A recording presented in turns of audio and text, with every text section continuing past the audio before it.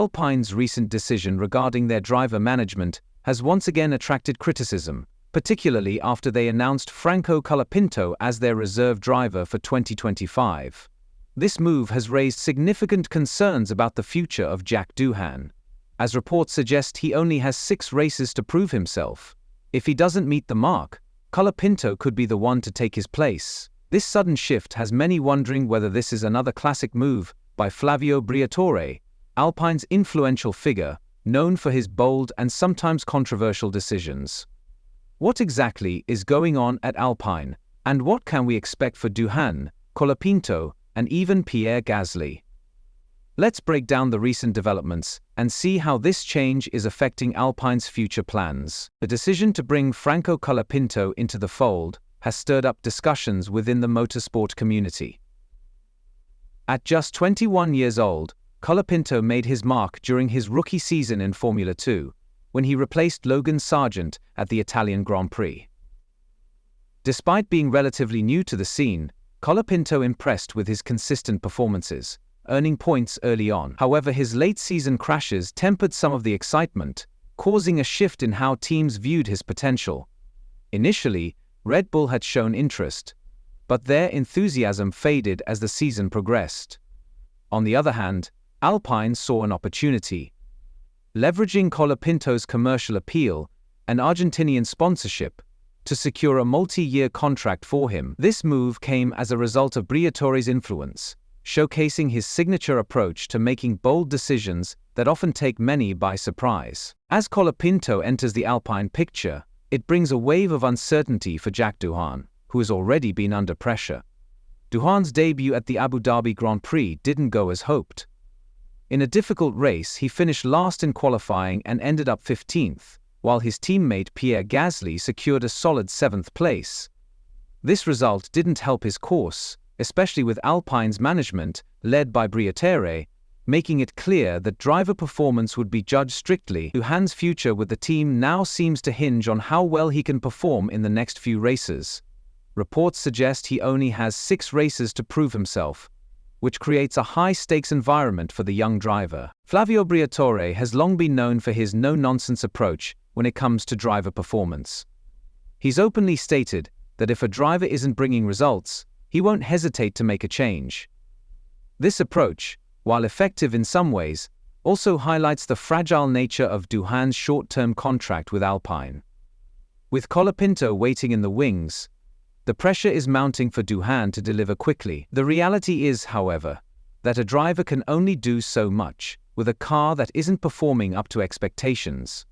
Alpine's decision to bring in Colapinto may ultimately be based on short-term results, rather than a long-term investment in a driver's potential development. Alpine's approach to driver management has often been a subject of debate, especially when it comes to nurturing young talent.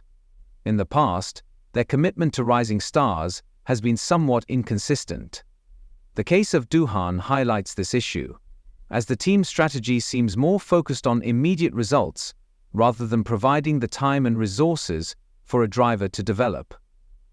Doohan's position is precarious, with Colapinto's arrival adding further uncertainty to the mix. As a result, it raises the question: is Alpine really invested in developing young talent, or are they simply playing a short-term game to meet their immediate performance goals? This revolving door approach to drivers can be seen as a gamble. It suggests that drivers are seen more as commodities who can be swapped in and out based on short-term performance, rather than being given the opportunity to grow within the team. This is something that could have long-term consequences, not only for Doohan, but for Alpine's reputation as a team that truly supports the next generation of drivers. If Doohan doesn't perform as expected, he might find himself replaced, and Colapinto might take his spot, even though he's still a relatively untested rookie. This brings to light a much larger issue in Formula 1. Are teams putting too much pressure on young drivers, expecting instant results, when it might take time for them to adapt and truly shine? The situation at Alpine isn't just about Doohan and Colapinto. It also brings attention to the broader issue of how young drivers are treated in Formula 1. In many ways, the sport demands rapid results, but this can be incredibly challenging, especially for those just starting their careers. For Duhan, the pressure is intense. His future with Alpine hinges on how well he adapts in these early races, but the car itself may not be up to the performance standards needed to truly shine. This dynamic leaves little room for error, and it sets the stage for a potential fallout if the results aren't there quickly. Day 2. As the 2025 season draws closer, all eyes will be on Duhan to see if he can rise to the challenge. If he fails to meet expectations, the spot could easily go to Colapinto, who, despite being relatively new to Formula One, brings a fresh wave of potential to the team. However, Alpine's approach also raises concerns about the long-term impact of such decisions. If drivers are constantly under pressure to perform, without the opportunity for growth, it could lead to a series of quick turnovers, making it difficult for the team to establish consistency. For both Duhan and Colapinto, their ability to handle this pressure will determine whether they thrive in the sport or become casualties of a strategy that prioritizes immediate success over long-term development. Colapinto's move to Alpine is a clear example of the team's focus on talent acquisition, but it's also a move that comes at a significant cost to Jack Doohan's future. While Colapinto's signing makes sense from a commercial and sponsorship standpoint, it also highlights the competitive nature of Formula One, where results are expected quickly, even for new drivers. For Duhan, the looming pressure of having only a few races to prove himself makes it clear that there's little room for mistakes. If Colapinto can adapt quickly and show his potential, he may very well be the one to take Duhan's place. It's been reported that Colapinto's contract includes a 5-year term with Alpine, a move that seems to secure his future with the team for some time. However, this long-term commitment to a relatively untested driver also speaks volumes about Briatore's confidence in Colapinto's abilities.